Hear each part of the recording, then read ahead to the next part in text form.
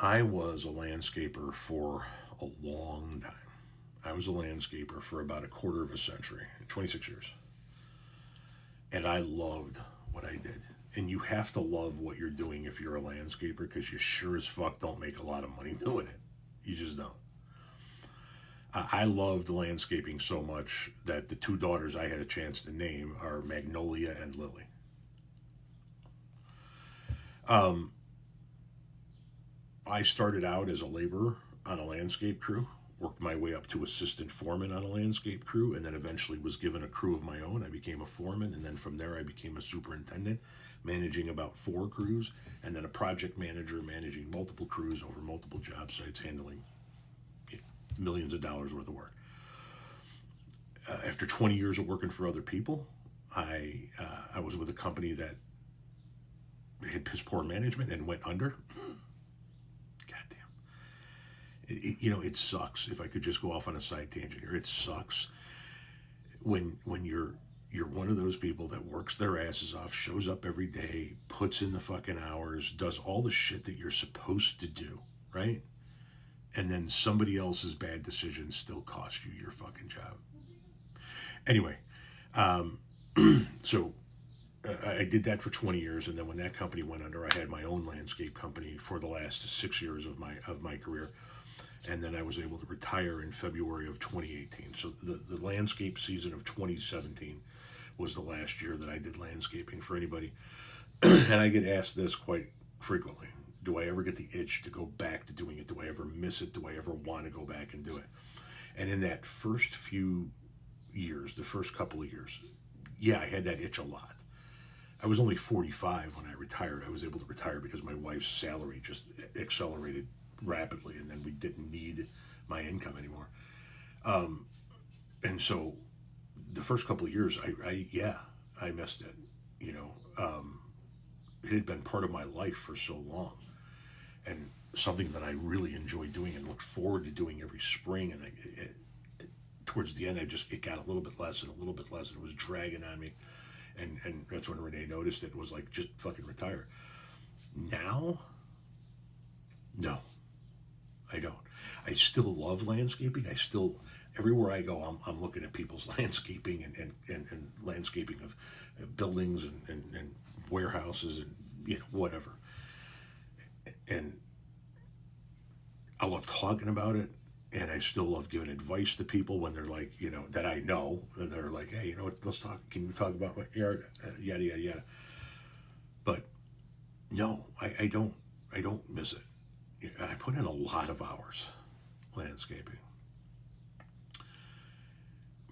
So much so that I missed a lot of stuff that my kids did. I missed a lot of stuff that I will never be able to go back and see or make up for the sake of continuing to do the job.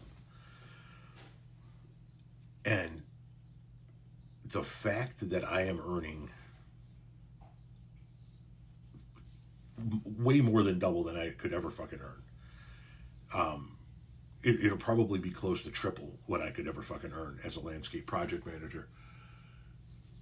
Doing content creation, selling merch, my t-shirts, and through TikTok shop commission, predominantly through content creation. That's where 95% of the money comes from. Without having to bust my ass, without having to be out in the sun and be out there dying in the heat, without having to be out there in the middle of the winter doing driveways and sidewalks dying from the cold, and with the ability to say, hey, today I'm just going to take the fucking day off because I got something I got to do. I'm taking my kids somewhere. My kids got a thing. My wife and I just want to get away for the day.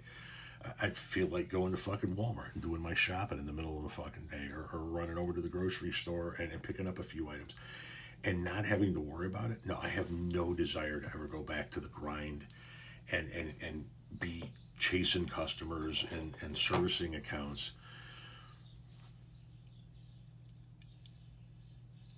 I had no idea you could make the kind of money you can make doing content creation. People told me about it. My kid, when my 13-year-old son, when he was little, and he would sit there and he would watch YouTube videos on the iPad, and he would talk to me about these kids who are opening toys that are sent to them and shit like that. And this kid made $1.5 million last year. I'm like, yeah, you understand that's not real, right? He's like, but but you got Lambos. And I'm like, yeah, that shit ain't real. And then I went back to busting my ass. And then I became somebody who built a following, doing it for fun. And then when we needed to monetize it, we monetized it. And all of a sudden, I'm looking at the revenue that's coming in, and I'm like, fuck, I should have done this 15 years ago. I should have done this 15 years ago. There should have never been Apollo Landscaping. So no, I have no itch to go back and do it. Putzing around in my yard is more than enough for me. It works for me. I can putz around in my yard. I got my nice little garden going. That's okay for me. Content creation is, yeah, I'm fine. I'm blown away at the revenue and the ease at which this, and I say ease because I like making videos. It doesn't feel like a job to me making videos. Now, there are days like today when I'm making videos. Right now, I do videos every other day. And, today I, was like, okay, I'm going to go to work. That's what I'm going to go to work. Shut the office door, set up the tripod, knock out 30 to 50 videos. They're all videos that mean something. They're all videos that are making a point. They're all videos that are trying to get you to laugh or doing something of that nature. They're not just thrown together for the sake of throwing them together. But I still enjoy doing them, so it doesn't bother me. And I get paid 3 times what I was getting paid before as a project manager. So with all due respect to my brothers and sisters still in the game of landscaping, fuck that shit. You can have it.